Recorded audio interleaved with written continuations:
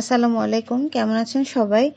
তো প্রশ্নটা হচ্ছে ax প্লাস by সমান সমান হচ্ছে a স্কোয়ার, তারপর হচ্ছে bx মাইনাস ay সমান সমান ab, এই সহ সমীকরণের xy এর সমাধান কোনটি? তো এই যে ax প্লাস by সমান সমান a স্কোয়ার, তারপর একটা চিহ্ন দেয়া আছে, এটাকে বলে সমীকরণ। তো এইটার অর্থটা হচ্ছে সুতরাং বা অতএব বা মানে দুইটা ওয়ার্ডের মাঝখানে হচ্ছে এই চিহ্নটা বসে, সেজন্য আর কি ব্যবহার করা হয়।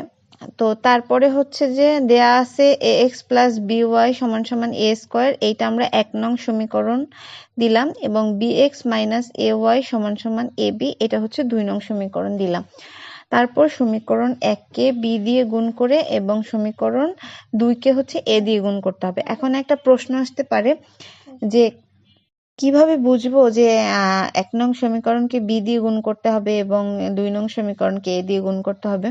এটা হচ্ছে বুঝতে হবে যে কোনটা দিয়ে গুণ করলে দুইটা সমীকরণে কিছু কিছু জিনিস কমন থাকবে বা আমরা কাটাকাটি করতে পারবো।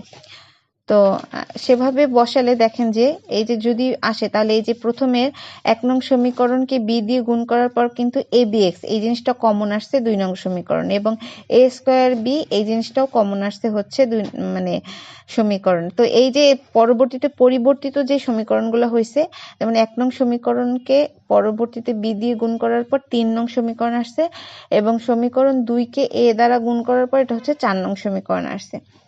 তারপর হচ্ছে 3 থেকে 4 বিয়োগ করলাম। তো বিয়োগ করার সময় নিয়মটা হচ্ছে এরকম যে যদি আপনার প্লাস চিহ্ন থাকে সেটা মাইনাস হয়ে যাবে, বা মাইনাস চিহ্ন থাকলে সেটা প্লাস হয়ে যাবে। এভাবে y সমান সমান হচ্ছে 0 আসছে মান, y এর মান। এখন y এর মানটা 0 কিভাবে আসলো, y ইন্টু হচ্ছে b square plus a square সমান সমান 0 কিভাবে আসলো? কারণ হচ্ছে a স্কোয়ার এবং b স্কোয়ার এর মান কিন্তু কখনোই শূন্য হতে পারে না। হ্যাঁ, মানে যদি a এবং b উভয়ই শূন্য হয় তাহলে হতে পারে, কিন্তু সেটা না হলে কিন্তু এটা কখনোই শূন্য হতে পারে না, কারণ এটা হচ্ছে ধনাত্মক একটা ব্যাপার। হ্যাঁ, এবং সেজন্য এটার মান কখনোই শূন্য আসতে পারে না। তো এই কারণে হচ্ছে y সমান সমান এর মান হচ্ছে শূন্য আসছে। তো y এর মান 1 নং সমীকরণে যখন বসানো হয়েছে তখন হচ্ছে x এর মান আসছে a, তাহলে এটা সমীকরণটা হচ্ছে x a এবং y হচ্ছে 0।